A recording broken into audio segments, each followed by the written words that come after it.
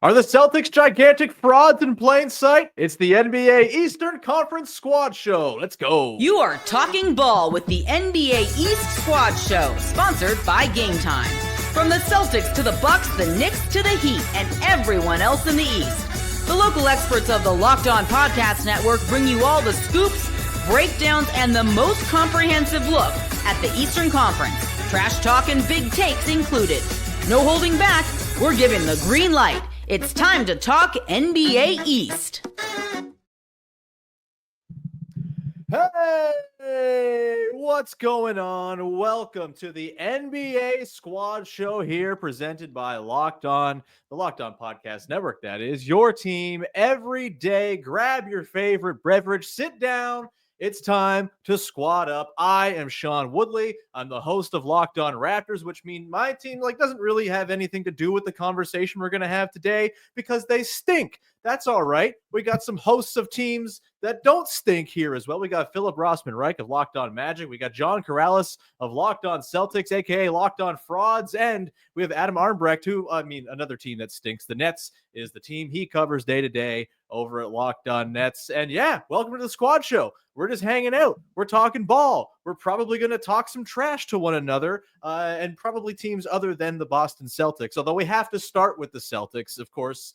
I host the show covering the Toronto Raptors. Less than a week ago, the Boston Celtics rolled into Toronto and got spanked by a not at all good Toronto Raptors team that did not even have their starting point guard, John Corrales. How did this happen? And are the Boston Celtics actually no longer the favorites to win the Eastern Conference after such a pathetic loss?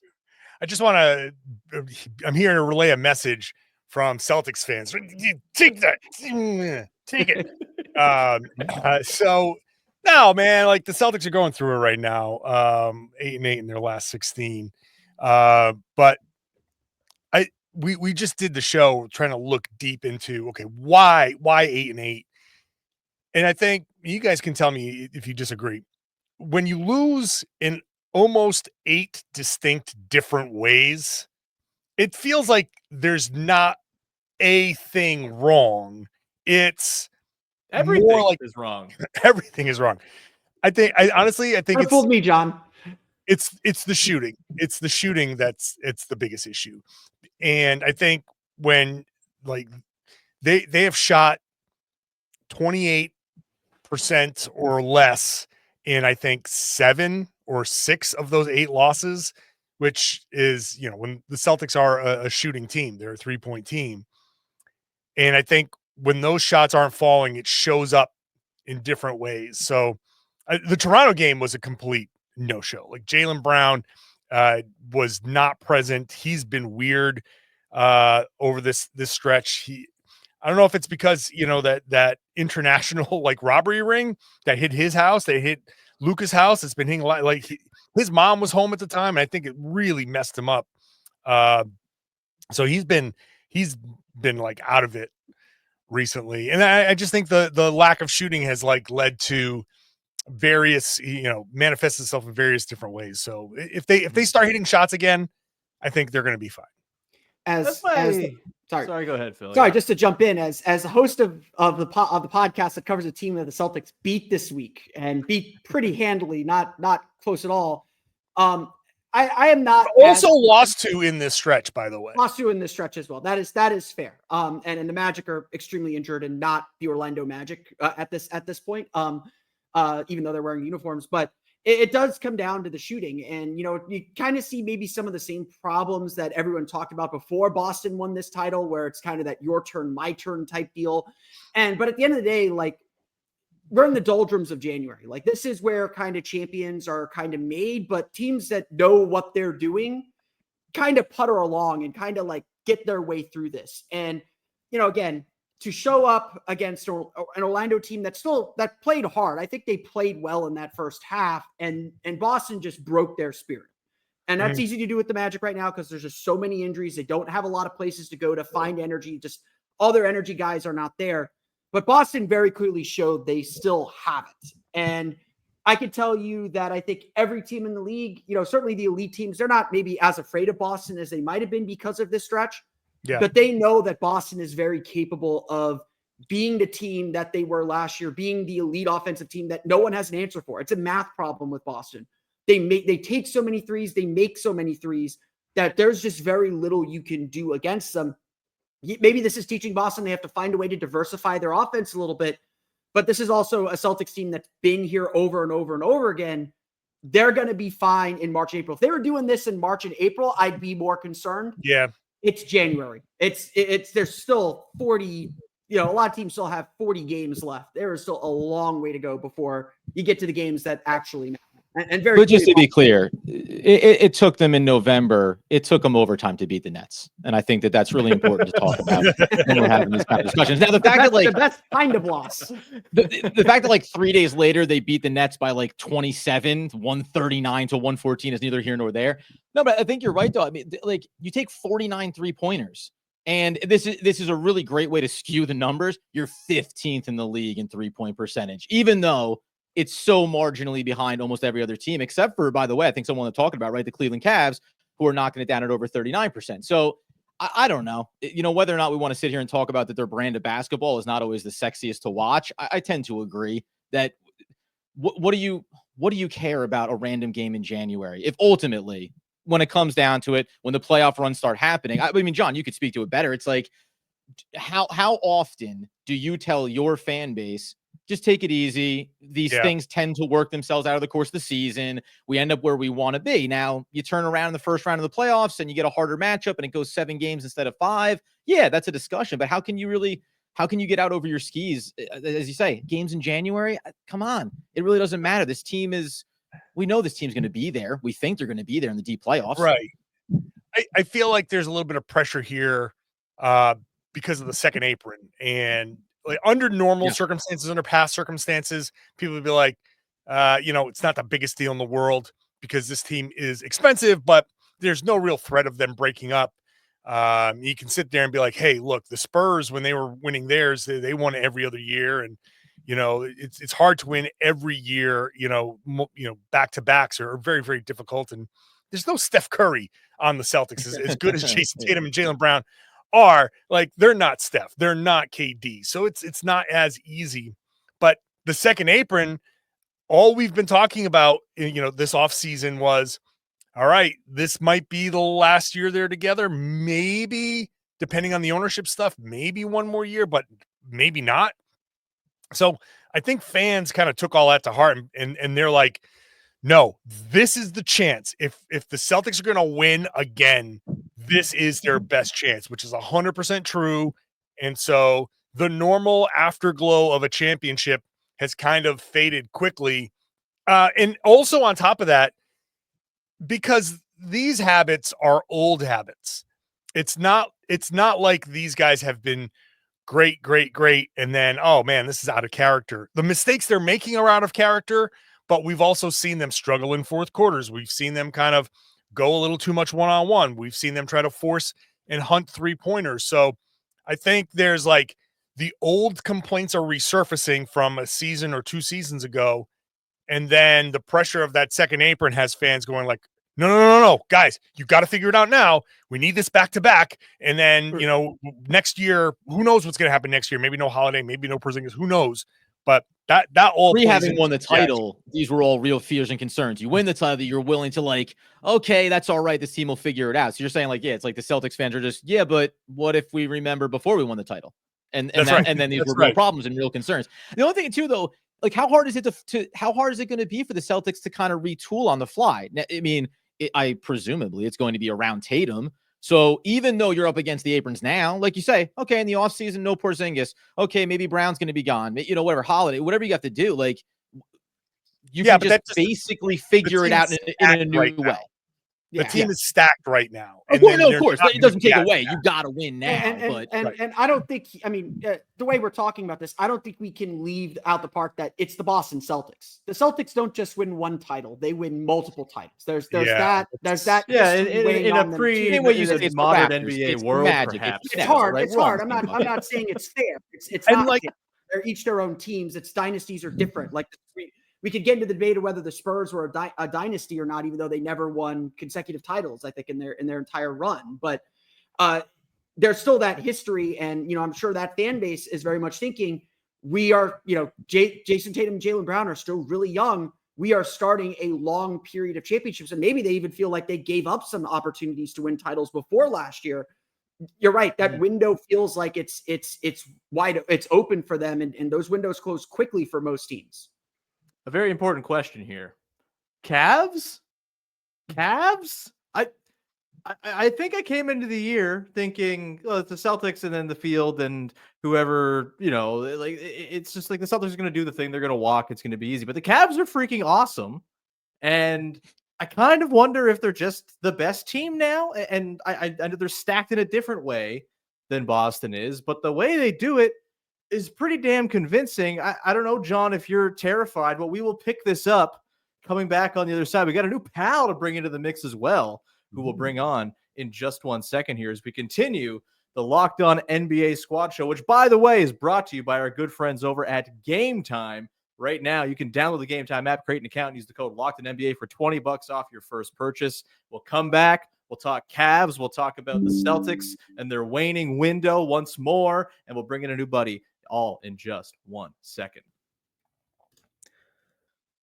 Today's episode of the Locked On NBA Squad Show is brought to you by FanDuel. From the first whistle to the final drive, FanDuel makes the NFL playoffs even more exciting. Right now, new customers can bet $5 and get $300 in bonus bets if you win your first bet. That's $300 to keep the action going. The FanDuel app is super easy to navigate. You get a variety of bets to keep every single game exciting. Plus, when you win, you get paid instantly. No waiting around to get those winnings. You get them straight away, whether you're betting on your favorite team or just looking to add some extra excitement to the playoffs.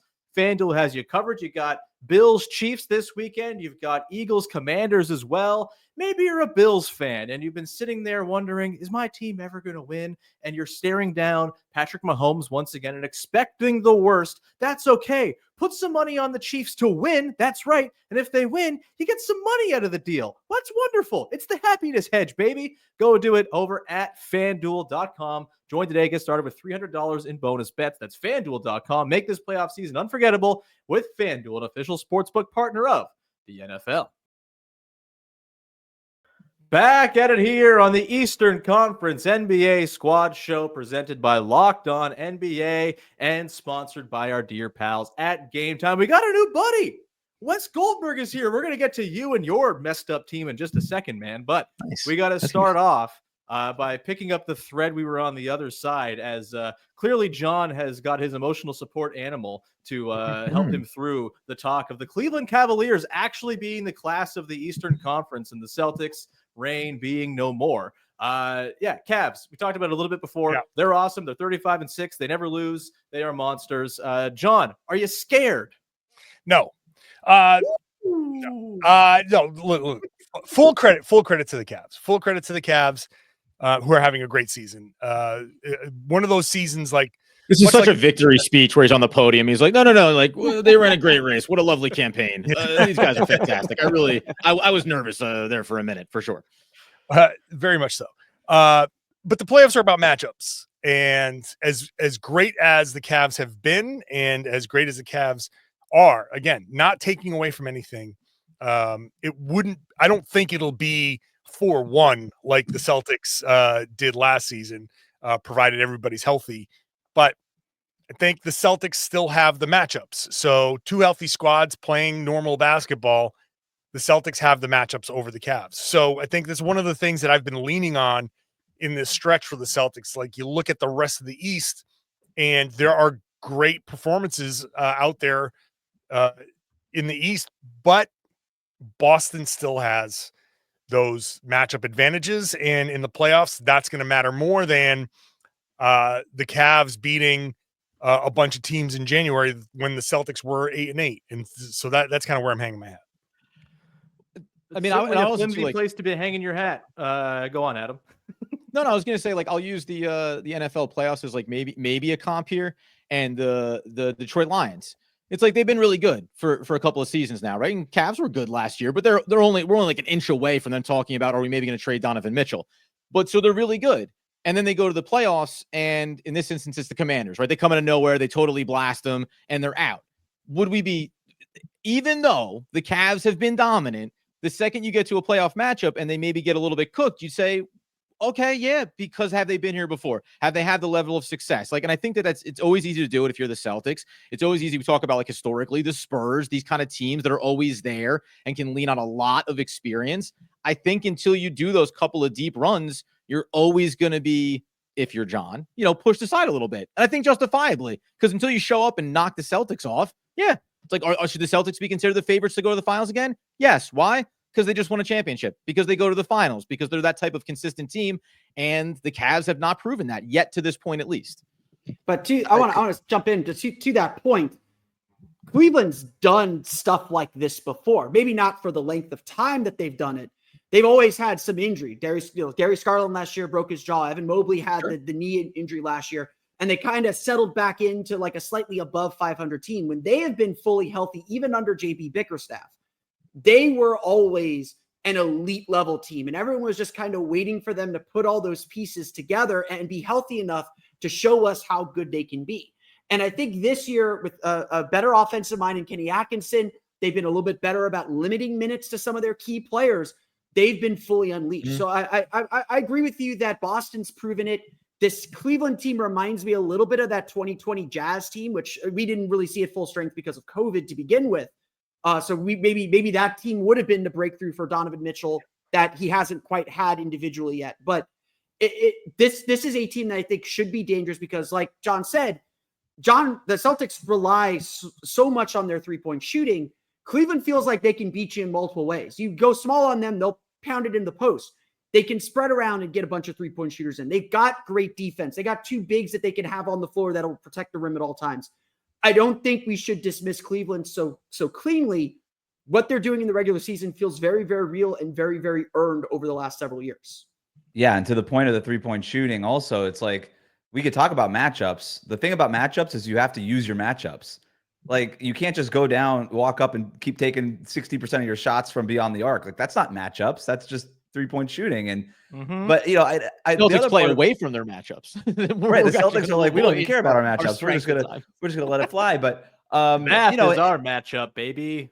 Cool, very cool. Not dorky at all. But also, I this whole idea of, hey, we got, and for the record, like, I also think the Celtics should be the favorites considering the Eastern Conference. But this idea that, hey, they did it, so they ought to be the favorites, we might have to be rethinking that in today's NBA, because we don't get repeat champions anymore. We don't even really get repeat conference champions all that much anymore in Adam Silver's world. So we might have to start shifting our thought process of, hey, maybe because you won it last year, you might not have as good a chance to win it this year, because we're just not getting those repeat champions and those repeat finalists anymore. And Cleveland has just been flatly the better team. And by the way, matchup-wise, they're a big problem for Boston. Mobley can guard Tatum. It's not been the best Jaylen Brown season.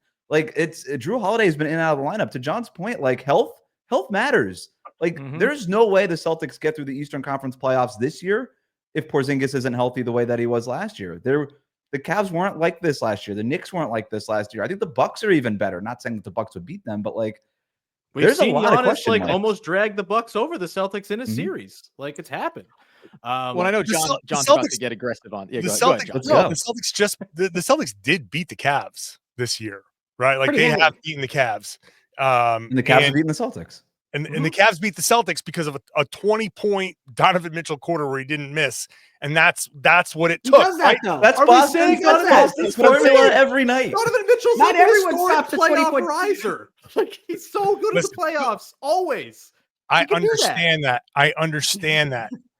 But the Celtics lost that game by 4, and it took Donovan Mitchell scoring 20 and a quarter, which he does, but you can't count on that every night. The Celtics beat Cleveland they've beaten Cleveland already, right? So, like, I understand, like, I'm not arguing this, but I do think there's a recency bias here because the Celtics are struggling and the Cavs have been like, not like they've had a touched by God season. Like, that's great. Like, but the matchups are still in Boston's favor when they match up. Like, yeah, Evan Mobley can guard Jason Tatum some, but that's just Jason Tatum. Who's guarding Jaylen Brown and Kristaps Porzingis? Like, if you're going to put Evan Mobley on him, there's going to be a matchup issue somewhere else. And I'm not being dismissive. I'm just saying in a 7-game series, I'm picking Boston to win 4 of those games because they own matchups against a really good team. I'm not dismissing what Cleveland does. I'm just saying Boston in a playoff series, we've seen it time and time again. Well, the better I do, by the team way. in the standings doesn't always win in the playoffs. If a matchup is bad, a matchup is bad. I would say this: Cleveland, and this is, I think, a big difference in where these two teams are. Cleveland needs home court advantage to beat Boston. Boston does not need home court advantage to beat Cleveland. And I think that is a big difference in the approaches that we're seeing from these two teams. Cleveland has to go, because they're not going to win a big series without home court advantage. Boston, I think, is very comfortable and very confident that they can go take one at Rocket Mortgage Fieldhouse. Why do you say why? Where does that assumption come from? I'm just curious. I'm not even sure I disagree with you, but like, I think a lot of it's experience. It's just we've been here before. We know what we're doing. I mean, Donovan Mitchell has been through a lot of playoffs. He has been, but Darius Garland hasn't. Evan Mobley hasn't. They've been through a couple years. They got a playoff series win last year. But it was rocky. That's why they got Jared Allen and Karis LeVert, playoff experience players. Those reps matter for those two guys. Exactly. But I was at Rocket Mortgage Fieldhouse for Game 7 against the Magic last year. The Magic were up by 15, 17 points in the first half, and fans were booing them going to timeouts. There is a lot of scarring, and scarring is important in the playoffs. Like, you have to learn from your scars. There is still a lot of scars in that team, and they're still trying to overcome them. And you're going to be doubted until you do. And that's fair to say too. Last quick thought on this matchup wise. I agree that there's like some one-on-one matchup stuff that could be a problem for Cleveland in a Boston series, and vice versa, to be clear. I do think just like the way these teams play is kind of an interesting matchup unto its own. Like, you talked about the 3-point dependence for the Celtics and the math ball. And I've been of the mind that, like, you're not going to beat the Celtics playing 3-point ball. Like, it's just not going to happen. It's like trying to beat the Warriors playing small ball. You're not going to do it. The way a team is going to beat the Celtics is if they just demolish them on the interior. And if a team can do that, I think it's the one with Donovan Mitchell, a walking paint touch, and 2 gigantic trees who dunk everything. I'm not saying it's like a walk in the park, but I do think the Cavs have like some sort of larger picture matchup edges against Boston that are maybe going slept on a little bit, because Boston, the overworked Boston state media is they're really doing a great job of sort of building up the propaganda wing of this team. It is what it is. We have to live with it. We just have to have media literacy and be able to decipher things for ourselves. Man, Boston fans are going to hate this show. We're going to come back on the other side, guys, and we're going to talk about Wes's team, the Heat. They're having a time. Are they having a worse time than the Sixers? We'll get to that on the NBA Squad Show Eastern Conference Edition coming up. Come on, Sixers. Today's show is brought to you by our friends over at Prize Picks. Basketball season's heating up, and there's no better way to get real money action while watching your favorite NBA stars than with Prize Picks. Whether you're a diehard fan or just love some friendly competition, Prize Picks makes it fun and easy to turn your basketball knowledge into cash. Here's how it works. Pick more or less on at least 2 players for a shot to win up to 1,000 times your cash. That's it. You just go in, you pick the projections based on what Prize Picks has. You say more or less. If you're right, that's good for your entry. If you get them all right, you win some bucks. It's that simple. Think LeBron's going to drop more than 30. Think Luka's getting more than 8 assists. That and so many more nightly projections are available for you. And it's the way daily fantasy sports should be. It's not you against some shadow expert in a basement with a lineup you can't beat, or 1,000 other lineups that you don't even know what they are. It's just you against your own ability to pick against the projections. It's that simple. Maybe you got a favorite player on your favorite team. The Toronto Raptors, my favorite team, aren't very good, but I usually know Scotty Barnes is good for some assists every night.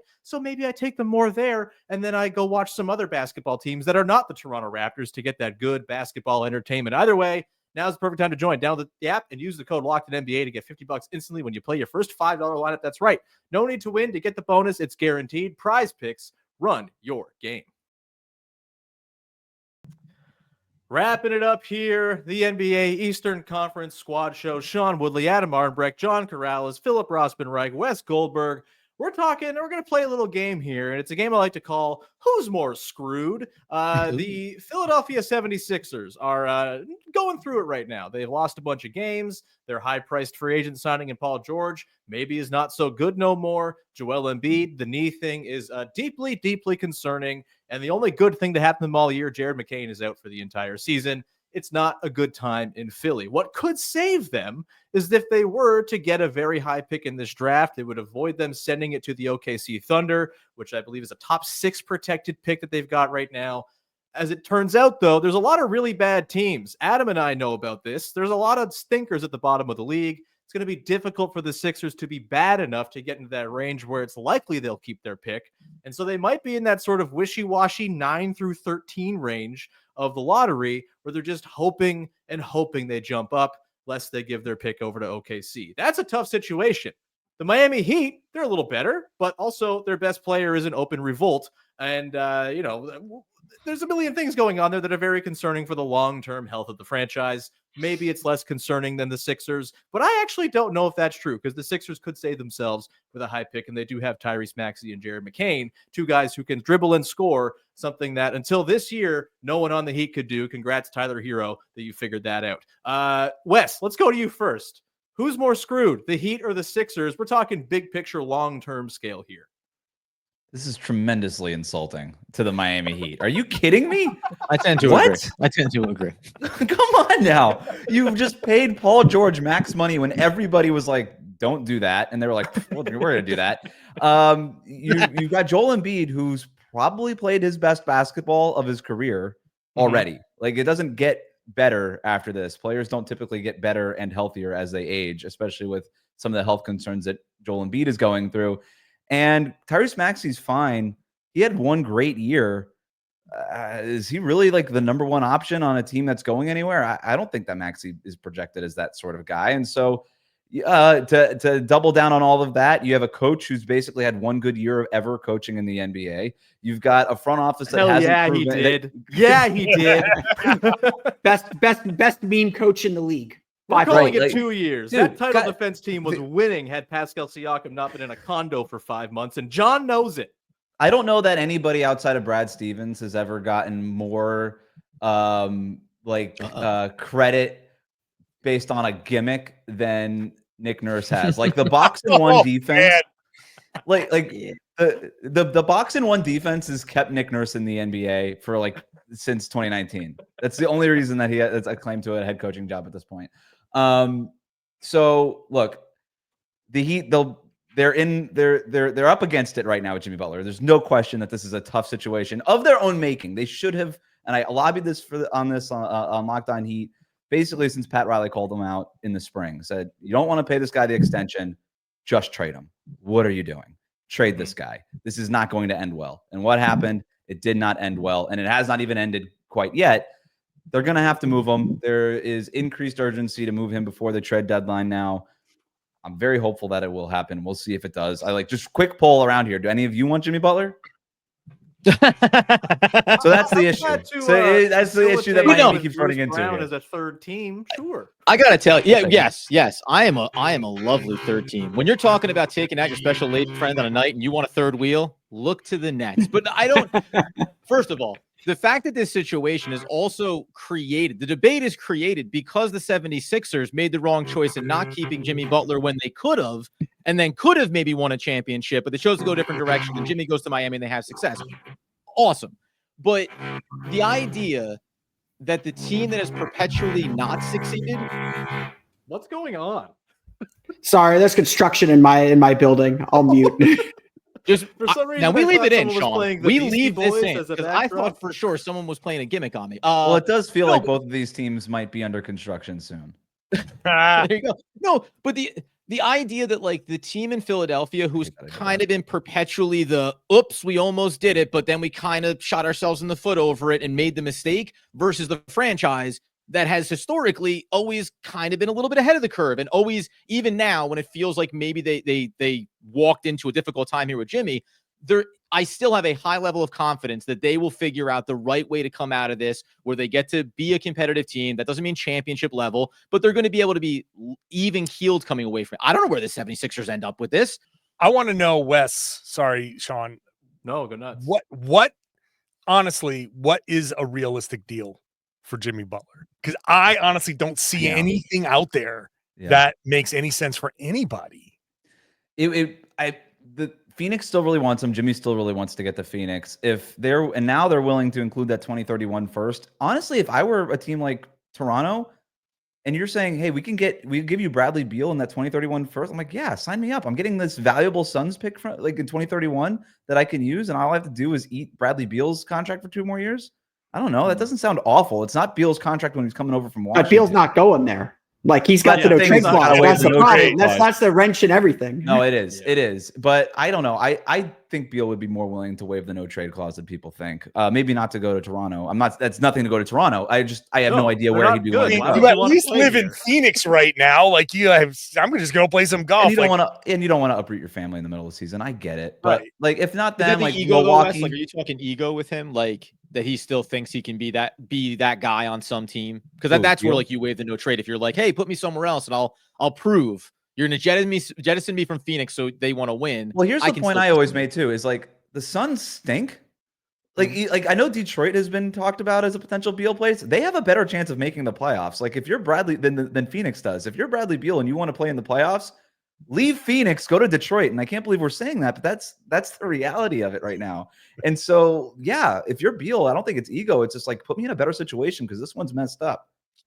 Yeah. Are we sure Beal doesn't just kind of want to hang out on teams that are done playing in April just to have long off seasons? It's been if you got accustomed to that for as long as he has, I feel like that's like all right. And I'm not ruling out the Milwaukee thing either. I know Mark Stein reported that maybe they're looking at Bradley Beal. That makes less sense to me for them. I don't know what Beal does for them. It's, hey, we want to trade Chris Middleton because he's injured and inconsistent. Let's go ahead and get Bradley Beal. It doesn't feel like that solves that problem. Pay him $50 million. Beal Lillard backcourt of coaches' nightmares. These defensive coaches' nightmares. So I don't know. I'm not ruling out Milwaukee in terms of a Jimmy Butler place, but to John's point, I don't know. I don't know what the trade is, but I will say this: stays. What if Jimmy stays in Miami? What if they can't move him? This is the funniest outcome, by the way. He's got an option, right? It's not he's a free agent at the end of the year. He's got a player option for a significant amount of money. I've predicted this entire time he's going to pick up that option. $52.4 million is a lot of money to say no to. And he can try to use his leverage and say, I'm going to opt out. What is Jimmy Butler making on the open market? The DeRozan deal, probably, right? $25-30 million. Nobody has money this summer except for for Brooklyn and their. You can negotiate sign and trades too, but I don't see anybody saying like we're ready to pay Jimmy max dollar. Like no team outside of Phoenix is doing that, and so I bring that up only to say like it could take Jimmy Butler essentially 2 years to make what he's already guaranteed next year if he just picks up the option. So I think he probably picks up that option, but who knows? Is there any world where the Heat are like we could still do something with Jimmy here? Like, is there any world where that actually exists where he picks up the option and it's not looked at as Miami's like, what the heck? We need to get him off our team versus, he's still talented. He's still valuable. What's the move that Miami makes? And they go, yeah, we're competitive next year if he's going to pick up the option and we're effectively stuck with him. They will say that publicly. There is 0% chance that they believe that internally. They really do want to get off this guy. But yeah, they'll say that if February 7th comes around and Jimmy Butler's still on the roster, the first press conference that Eric Spoelstra or somebody gives is, you know what, we're glad he's still here actually because we believe we can make a run with him just like we've done in the past. And everybody will call BS on it. And then we'll just sort of deal with this until the summer. Just don't make opting in shirts like the Magic did with Dwight. We've got a new pal, Tony East, late edition. What's up, Tony East from Locked On Pacers? Tony can take my place because my team's about to start playing in an hour, so I had to go. There you go. No games that matter. Good for you, John. They're just regular season games for the frauds to run up the string. Good luck with the 3-point shooting tonight.